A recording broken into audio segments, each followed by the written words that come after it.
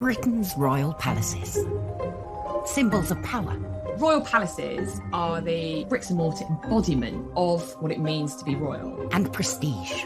To see it is to believe it. It's a veritable feast for the eyes. Packed to the rafters with incredible secrets. From royal courtships to royal births to royal marriages and scandals, the palaces have played host to all of that. In this series, we step beyond the Golden Gates. We all want to see inside palace walls. You feel as if you were being let into a secret world. Learn how these stunning buildings were constructed. This is a mad, eclectic vision of one man. Windsor was built to do battle. It's best not to get locked in one. You don't know when somebody's going to come and let you out. Unveil their spectacular artworks. The royal collection is simply stunning. The story of the tiara is like a spy mystery. We can only imagine how excited the Queen must have been. Delve into their gruesome histories. Frankly, if you're going to cut the head off a king, it's got to be done in a palace. And revisit recent events that have shaped the modern royal family. I could see that his legs were trapped. Camilla was one of the most unpopular women in the country. To see those images of the castle in flames, there was an emotional impact for the nation. This is The Secrets of the Royal Palaces. This time, we reveal the hidden palace at the very heart of the monarchy. Bless the Royal Princess Elizabeth II. It's where, when a new king or queen is proclaimed, that's where it'll happen. The unfortunate history of Dr. Lopez at the court of Elizabeth I. 2 Portuguese agents confessed that actually they had been conspiring to kill the Queen and that Lopez had been part of the plot. And the Holyrood Castle skull that holds the key to unveiling the face of a legendary Scottish king. No contemporary images of him survive, and the skull, as well as the written descriptions we've got, are really the essential clues to this man. We uncover the shocking secrets of Queen Victoria's diaries. What you get from her insights are that she was a passionate woman. She enjoyed sex. She was in love with her husband and really celebrates their intimacy in her diary entries. And at Balmoral Castle, we explore whether the Queen intervened in the crucial referendum for Scottish independence. This is a woman who does not make off-the-cuff remarks. Britain's royal palaces are amongst the most instantly recognisable buildings in the world. Millions of visitors cross the royal threshold every year. But hidden among the streets of London lies an extraordinary palace that is often overlooked. In one sense, you forget it's there. It's not very noticeable. But what few of us realise is that St James's Palace is actually the real seat of royal power. This unassuming place is actually higher in seniority than Buckingham, even Windsor. It is the principal palace of the United Kingdom. And it is still officially the headquarters of the British monarchy, and it's where, when a new king or queen is proclaimed, that's where it'll happen. To bless the Royal Princess Elizabeth II with long and happy years to reign over us. St James's Palace is also the oldest working royal palace in London.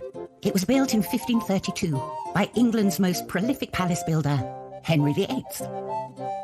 St James's Palace is synonymous with the Tudors, with Henry VIII, who built it on the site of a former leper hospital. Might have bought it in anticipation of having children, at a place just outside of London, across fields and maybe at a safe distance from plague. Another theory is that it was simply for hunting, because Henry loved hunting and took every opportunity he could to do it. But whether as a hunting lodge or nursery, Henry wanted this new palace to make an impact. For that, he relied on the very best building materials of the age. Now, you might think of brick as a commonplace material today because it's the obvious choice for building houses by the thousand. But in the early 16th century, it was quite a prestigious material. Using brick was very much a statement of that wealth and power. The final impression was a vivid pink structure, something that would have stood out for a mile. This vivid pink may have faded, but much of his brick-built masterpiece remains intact today.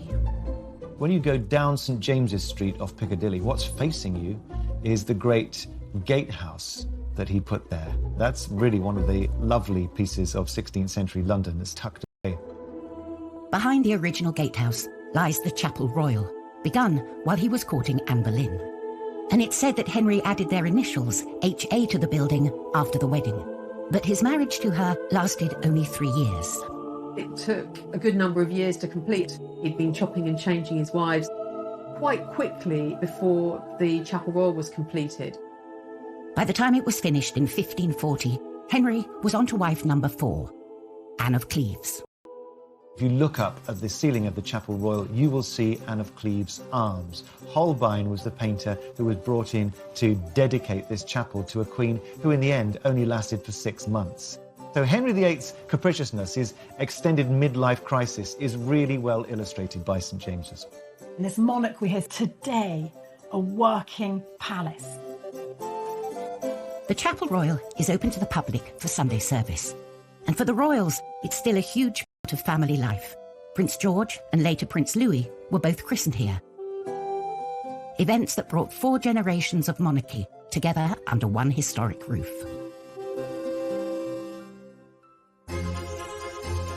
St James's Palace has been at the heart of the monarchy since 1532.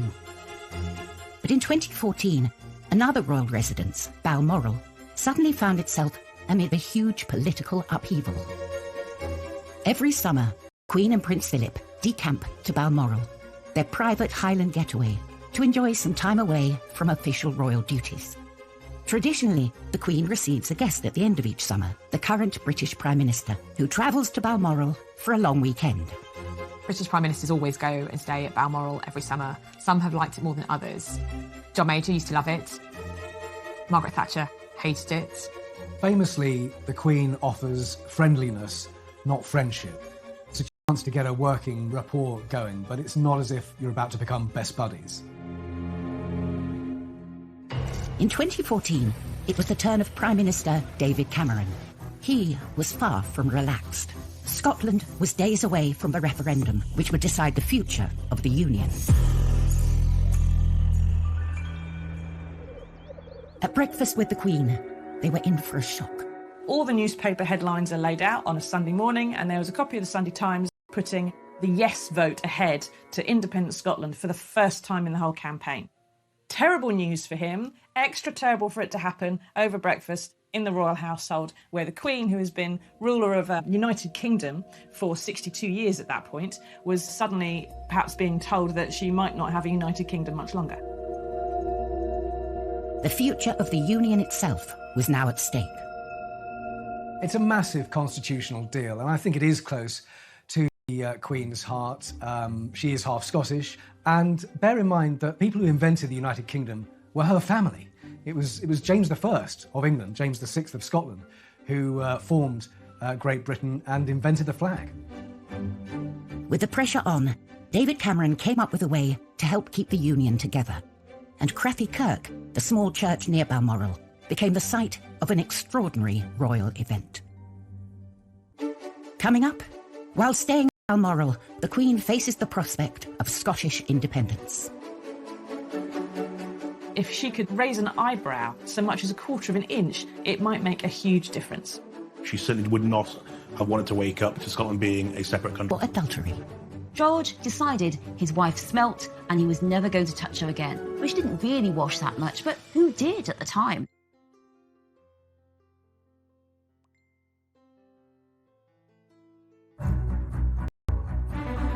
Britain's magnificent royal palaces are central to the role of the monarchy.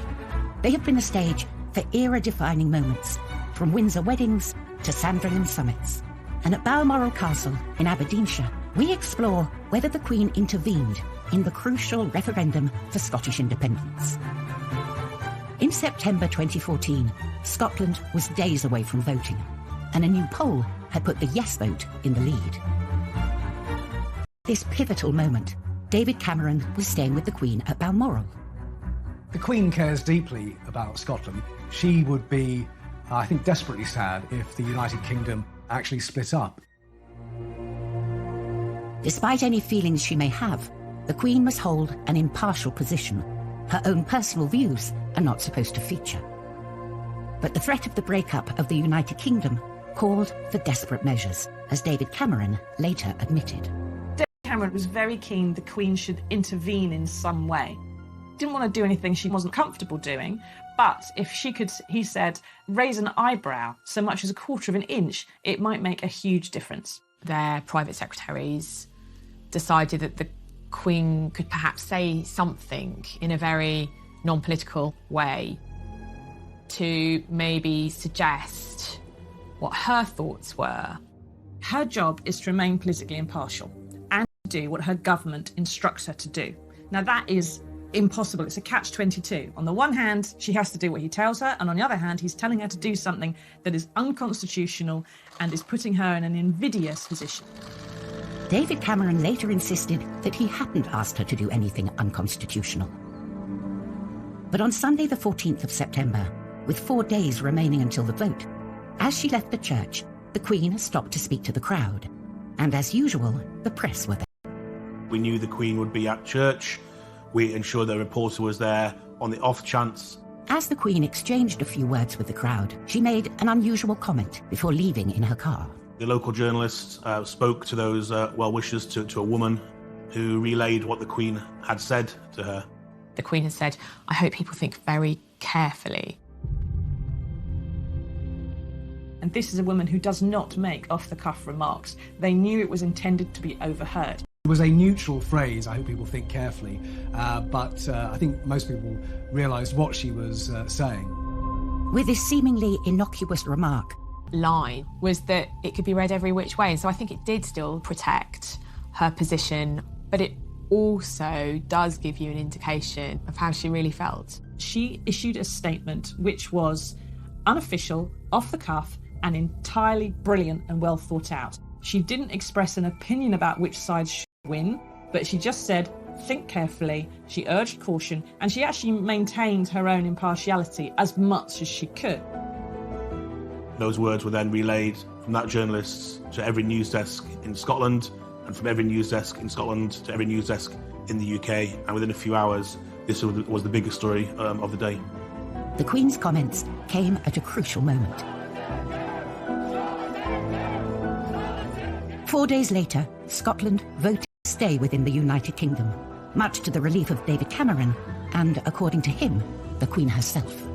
David Cameron was caught on camera saying how, when he rang the Queen to tell her the result, she purred down the line. Widely covered in the press, a source conveyed that the palace was displeased with David Cameron's account of this conversation, but no official statement was released.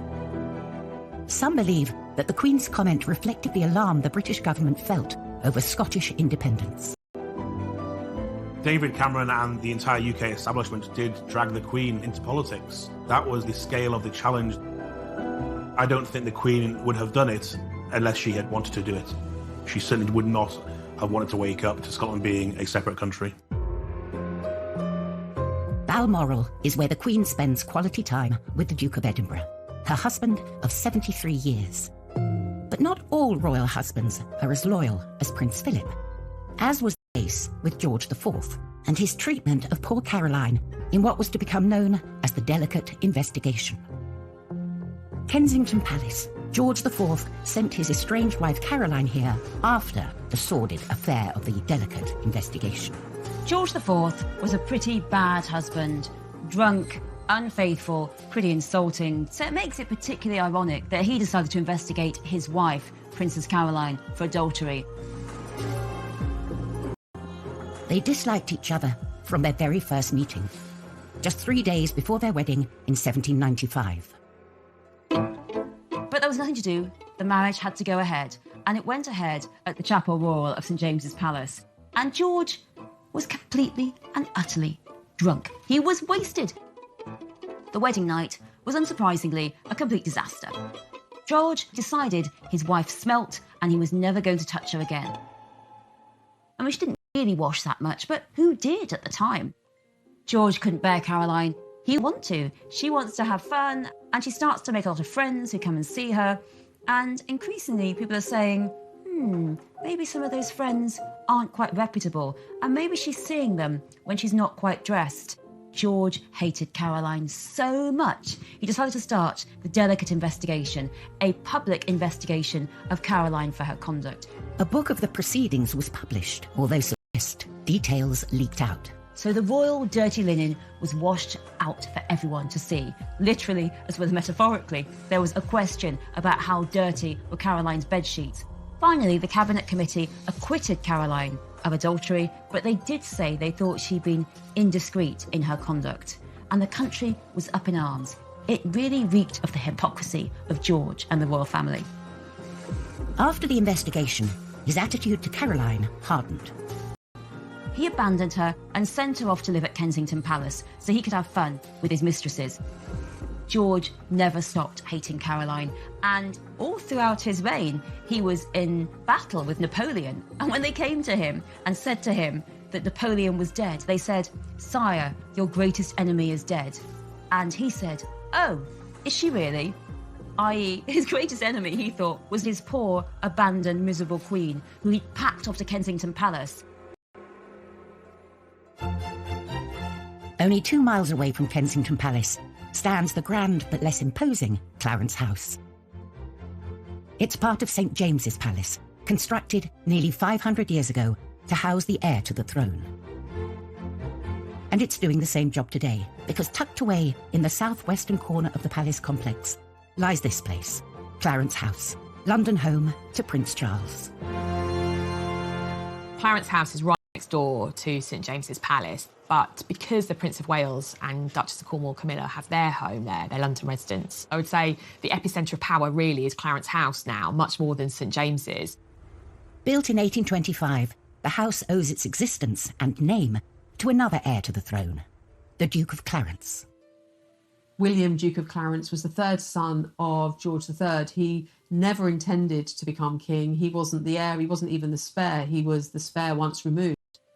But when his elder brothers died without heirs, William found himself inheriting the throne.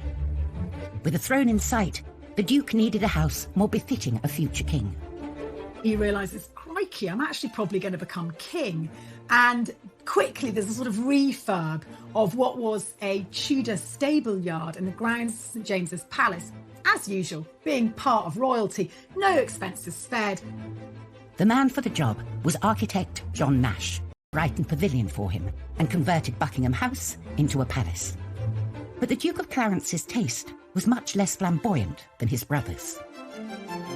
Clarence House, for the new Prince of Wales, is much more modest than anything that George IV had built. It really melted away, it disappeared within a Nash streetscape of white stuccoed buildings leading all the way up to Regent's Park.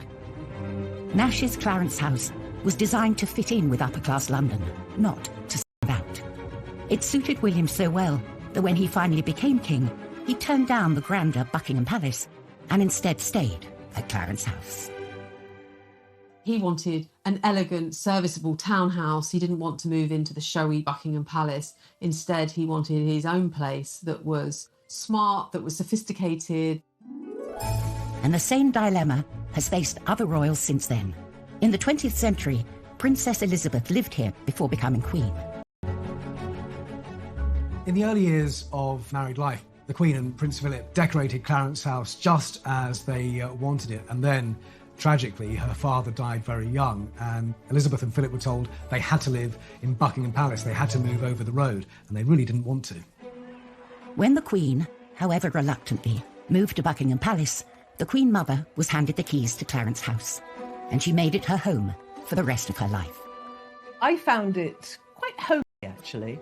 I remember particularly the Queen Mother's birthdays at Clarence House, and then the crowds would gather outside from very, very early in the morning. And then the Queen Mother would come out and greet them all, and she really enjoyed that. So it was a place of great joy. When she died, Clarence House was passed on to the next generation, her beloved grandson Prince Charles and his wife Camilla. Her death really, really affected him. He moved to Clarence House where she had lived, and it's now his home in London. Prince Charles adored his granny. He spent an awful lot of time with her through his childhood and in later life. He would go to Clarence House and spend time with her there. He was immensely close to her, so it's no surprise to me at all that after her death, He decided that he would keep her there, ever present. But could this sentimental tie possibly lead to a shift in the seat of monarchy when the time comes? Clarence House is very dear to the Prince of Wales, but they've always made clear when asked that Buckingham Palace will continue to be, the home of the monarchy. And that's something that I guess we'll only find out the answer to in due course. Coming up, at Holyrood Palace, how a 14th century skull unveiled the face of a legendary Scottish king. At first glance, this doesn't look... You can see an inscription that says Robertus Scotorum Rex. It's a plaster cast taken directly from the skull of Robert the Bruce. And at Windsor Castle, the shocking secrets of Victoria's diaries are exposed. The journals contain amazing insights into Victoria's life, into her moods, her moments of happiness and sadness, insights into her sex life. You start to feel a little bit more about what this queen was about.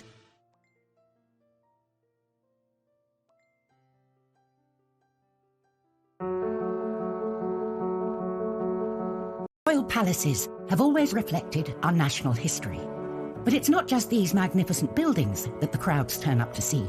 It's the royal collection, spread across the palaces and holding everything from priceless jewels to mysterious royal artifacts that bring the past back to life.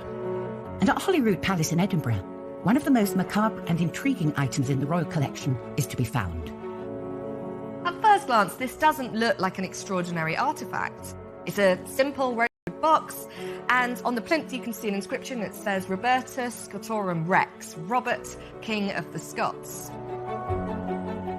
It's a plaster cast taken directly from the skull of Robert the Bruce. Robert the Bruce is one of the heroes of Scottish history. In 1328, he signed the Edinburgh-Northampton Treaty, guaranteeing Scottish independence from England for nearly 300 years. Robert the Bruce is a very, very significant historical figure, a Scottish king who beat the English and ensured the independence of Scotland for hundreds of years until the Act of Union. The cost of separation from England was £20,000, worth around £24 million today. Robert died soon after and was buried in a spectacular golden marble tomb in Dunfermline Abbey. The original tomb of Robert the Bruce was destroyed, but in the 19th century it was opened up. An artist was allowed to come in and make a perfect cast from the skull. The cast was put on display in Holyrood Palace, next to the ruins of Holyrood Abbey, where Robert the Bruce had signed the famous treaty. Relics and actual physical examples of past monarchs are very, very important in the royal collection. It's a marvellous way of telling the stories. It may seem gruesome, but that's very much in tune with royal history. It shows however grand you are, however important you are, one day you will be dead and buried, but perhaps you'll live on in some way, even if it's only in a museum. In 2016, this regal skull provided a direct link to the past. The universities of Glasgow and Liverpool John Moores stunned the world. Really looked like. They built up from the skull using animation, CGI, and the face that you see at the end is the closest that we can imagine from just the bones of what Robert the Bruce looked like.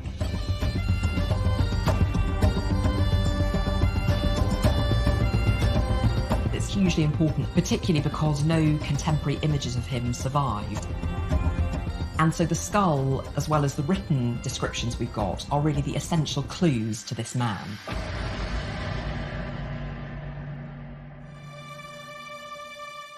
And now his skull is on display at Holyrood Palace, a suitable home for a King of Scotland. It is so fitting that this cast of Robert the Bruce's skull is in Holyrood, because that is the very heart of Scottish government. The skull of Robert the Bruce is one of the most prized objects in the royal collection, an amazing thing.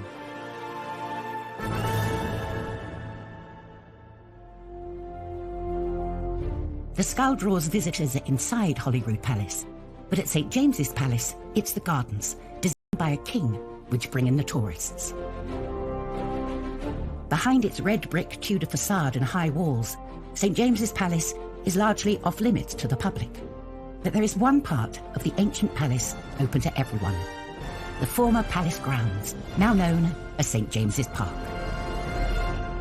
St James's Park has been a bit of a playground for monarchs since Henry VIII, be it hunting in Henry's case. London is unique in the world as a capital city with royal palaces cheek by jowl with semi-wilderness of parks. It's because Henry VIII loved murdering deer.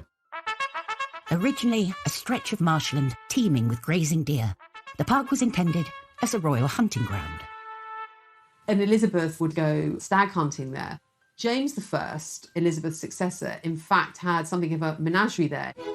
He collected all kinds of animals and had them in the gardens at St James's Park. But it was the merry monarch, Charles II, who made the most dramatic change to the palace grounds. After 11 years of a republic that saw him exiled in France, in 1660, Charles was invited back to reclaim the monarchy. On his return, he wanted to make his mark on London. He'd been inspired by parkland around French estates for fun and for pleasure. And so when he returned to London, he looked to St James's Palace and the gardens as being used for something similar. He brought fashion, he brought culture, and it brought life back to England. And what he did within his palaces and the landscapes that surrounded them was contribute to that sense of well-being in a nation that had been utterly traumatised. Public for anyone to use. He opened up the park so that polite society would walk in them again.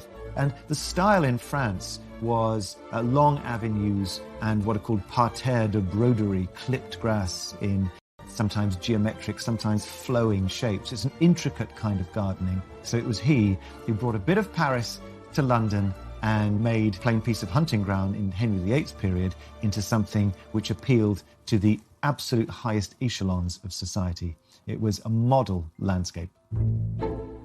Serene and peaceful by day, by night, Charles's Park held some sordid secrets. By day, it was the fashionable face of London, but by night, absolutely not. The second Earl of Rochester, I think, wrote a poem. It was called A Ramble in St James's Park. And by that time, a ramble was a euphemism for the pursuit of sexual pleasure.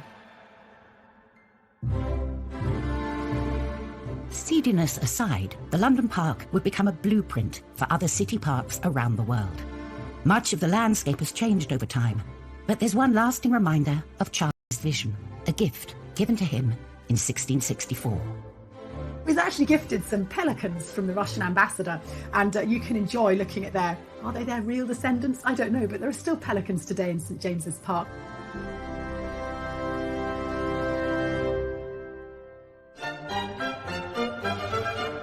Back inside St James's Palace, the Chapel Royal has seen a host of royal weddings. One marriage that got off to the worst possible start was the wedding of Prince Frederick and the sick princess. It was 1736. George II decides he wants his playboy son, Frederick, Prince of Wales, to marry a proper German Protestant princess. So they decide on this poor girl, Augusta of Saxe-Coburg. She's only 16. She's not courted, she's just told she's got to go and marry him. She doesn't want to come, but she has no choice. She's packed off with her doll on this ship, and the journey is really rough. She arrives in England, she's got terrible seasickness, and also she can't speak a word. Her parents hadn't taught her English because they were convinced that everyone in England, now they've been ruled by German kings, would all speak German. Of course not. She's bunged into this tight wedding dress, bunged onto St James's Chapel, and when she's marched up the aisle, it's too much. She throws up, and she throws up all over her mother-in-law's very expensive skirt. Not the best start when your mother-in-law's the Queen. But actually, Augusta herself becomes a very good wife to Frederick, and really becomes a great support to him. So it shows that there's a possibility that the marriage can work, even if a wedding is... Another successful royal marriage was that of Victoria and Albert, totally in love till the day he died. Many artefacts housed in the royal collection offer a rare insight into the couple's lives, like those held in Windsor Castle's Round Tower.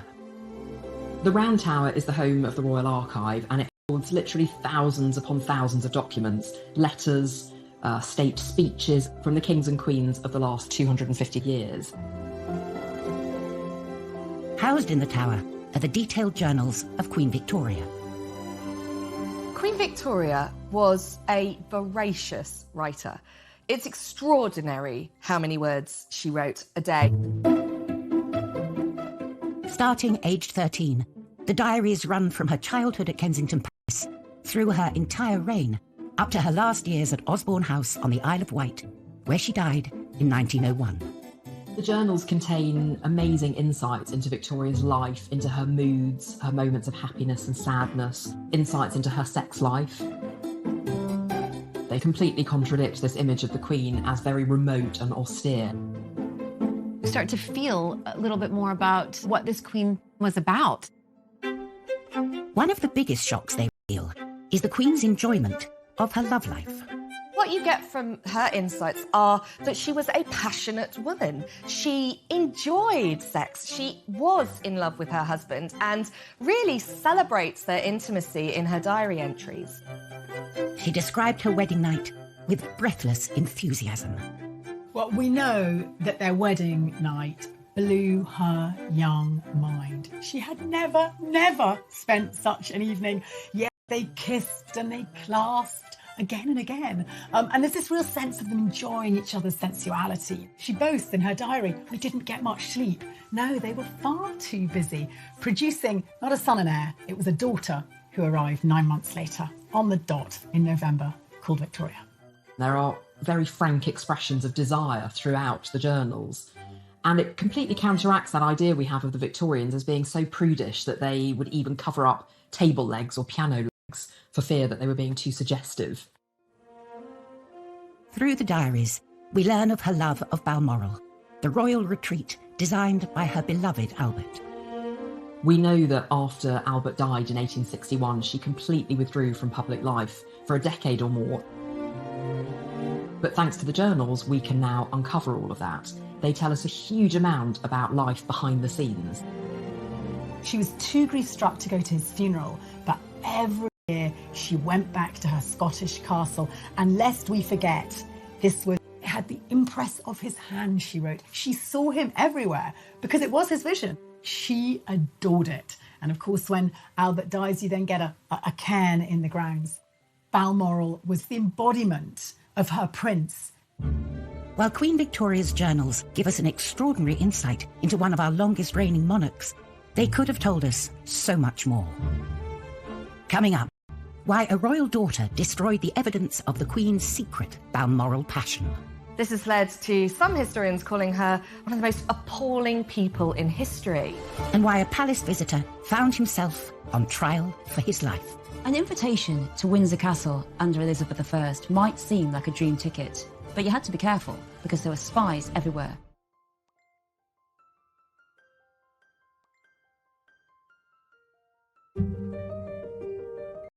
The royal palaces are more open and accessible than ever before, allowing the public a glimpse through the gilded keyhole. But the opportunity to delve into the mind of a monarch is much rarer. Stored in the vaults of Windsor Castle, Queen Victoria's diaries are among the most treasured palace artefacts. In her lifetime, she probably wrote over 60 million words. 44,000 pages of the journals remain, but that represents only around a third of her writing. The rest were not lost through decay or neglect, but destroyed by Victoria's own daughter. Princess Beatrice was Victoria's youngest daughter, and for much of her later life, she was a crutch to her mother. Aged only 4 when her father died, Beatrice became her mother's emotional support, entrusted with editing her journals for posterity. She spent more than 30 years transcribing the journals, and it can't have been an easy task at all. Over the years, Victoria's failing eyesight affected her writing.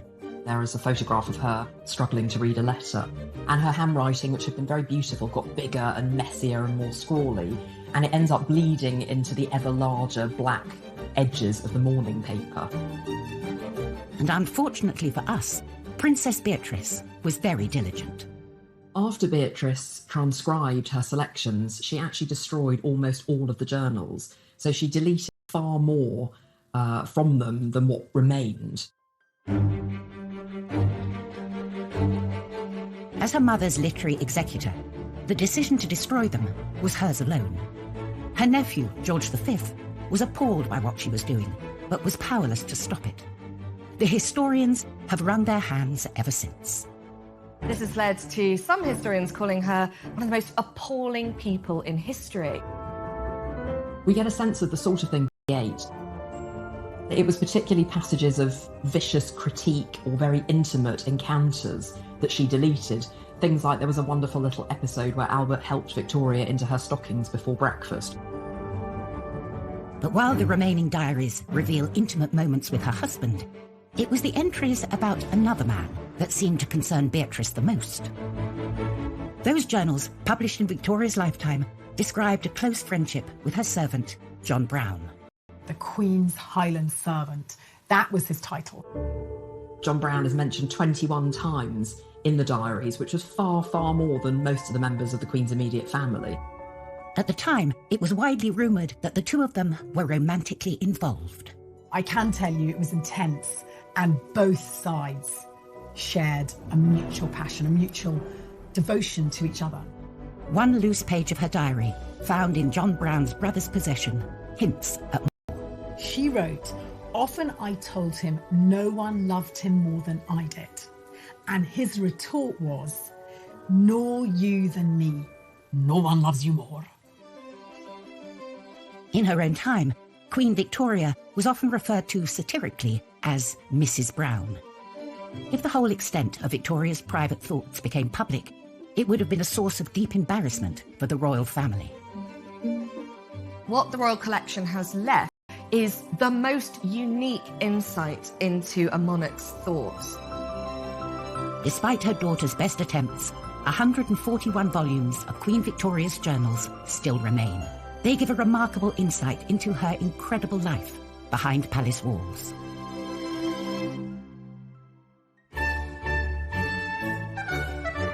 The royal palaces have always attracted a host of visitors from home and abroad, but there have been some who have regretted crossing the royal threshold. At Windsor, Elizabeth II receives dignitaries from around the world. Elizabeth I hosted guests here too. It's just that not all of them went home in one piece. This is the story of Dr. Lopez. An invitation to Windsor Castle under Elizabeth I might seem like a dream ticket, but you had to be careful because there were spies everywhere. Rodrigo Lopez was a Jewish Portuguese doctor who came to England and rapidly rose to the top of his profession and became the Queen's doctor. And the Queen also very much trusted him. When you're the Queen's doctor, you also treat the Queen's favourites. And Rodrigo Lopez treated the handsome Earl of Essex for venereal disease. No one wanted that to be known. At once wine, and we've all been there, started talking too much and told everyone that the Earl of Essex had venereal disease and mocked his sexual tastes. I'm afraid to say that the Earl of Essex wasn't really the type of guy to say, oh well, what happens in Windsor stays in Windsor. Instead, he was out for vengeance.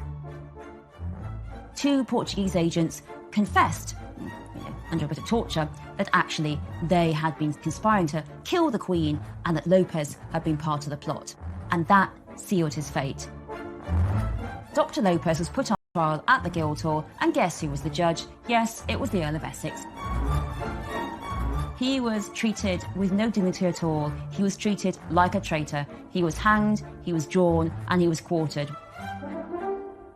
Poor old Dr. Lopez. One minute you're drinking too much wine at a party at Windsor Castle, next minute you're hanged, drawn, and quartered and put on the city walls. Elizabethan England was a pretty bloodthirsty place.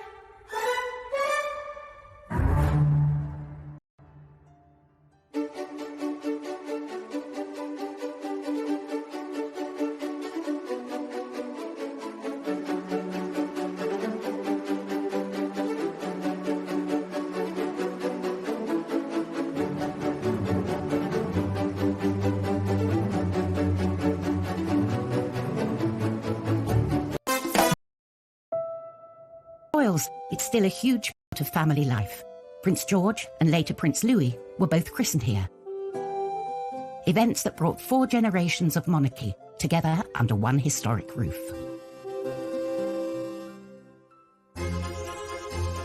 St James's Palace has been at the heart of the monarchy since 1532. But in 2014, another royal residence, Balmoral, suddenly found itself amid a huge political upheaval. Every summer, Queen and Prince Philip decamp to Balmoral, their private Highland getaway, to enjoy some time away from official royal duties.